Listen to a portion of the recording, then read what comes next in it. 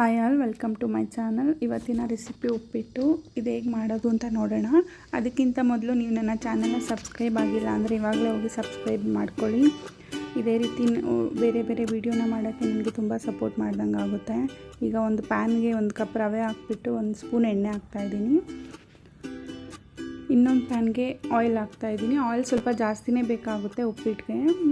ಈಗ 1 ಸ್ಪೂನ್ ಸಾಸಿವೆ ಹಾಕ್ತಾಯಿದ್ದೀನಿ, ಸ್ವಲ್ಪ ಜೀರಿಗೆ, ಸ್ವಲ್ಪ ಕಡಲೆಬೇಳೆ,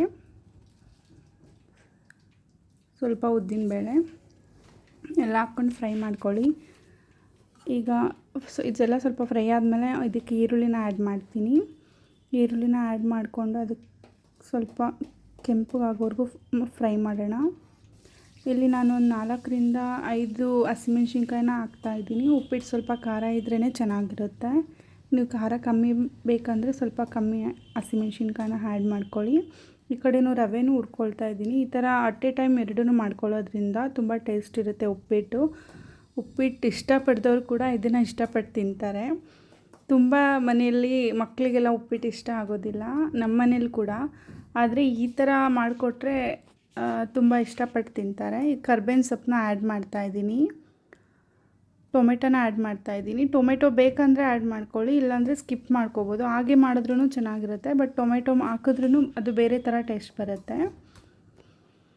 ಈಗ ಇದನ್ನು ಸ್ವಲ್ಪ ಒಂದು 5 ನಿಮಿಷ ಫ್ರೈ ಮಾಡ್ಕೊಳ್ಳೋಣ, ಮುಚ್ಚಳ ಮುಚ್ಚಿಬಿಟ್ಟು. ಈ ಕಡೆ ರವೆ ಕೂಡ ಹುರ್ಕೊತಾ ಇದ್ದೀನಿ. ಇದು ಆಲ್ಮೋಸ್ಟ್ ಫ್ರೈ ಆಗಿದೆ. ನಾನು ಫ್ರೈ ಮಾಡುವಾಗ ಸ್ವಲ್ಪ ಸಾಲ್ಟ್ ಕೂಡ ಆ್ಯಡ್ ಮಾಡ್ಕೊಂಡಿದ್ದೆ. ಈಗ ಇದಕ್ಕೆ 3ರಿಂದ 4 ಕಪ್ವರೆಗೂ ನೀರು ಹಾಕ್ಕೊಳ್ತಾ ಇದ್ದೀನಿ. ನಾನು 1 ಕಪ್ ರವೆಗೆ 4 ಕಪ್ ನೀರು ಹಾಕ್ತಾಯಿದ್ದೀನಿ. ನನ್ನ ಮಗಳಿಗೆ ಸ್ವಲ್ಪ ತೆಳ್ಳಗಿದ್ರೆ ಇಷ್ಟ ಆಗುತ್ತೆ. ನೀವು ಬೇಕಂದರೆ 3 ಕಪ್ ಹಾಕ್ಕೊಳ್ಳಿ.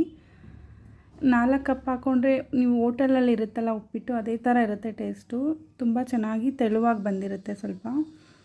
ಈಗ ನೀರು ಕುದೀತಾ ಇದೆ. ಇದಕ್ಕೆ ನಾನು ರವೆನ ಆ್ಯಡ್ ಮಾಡ್ತೀನಿ.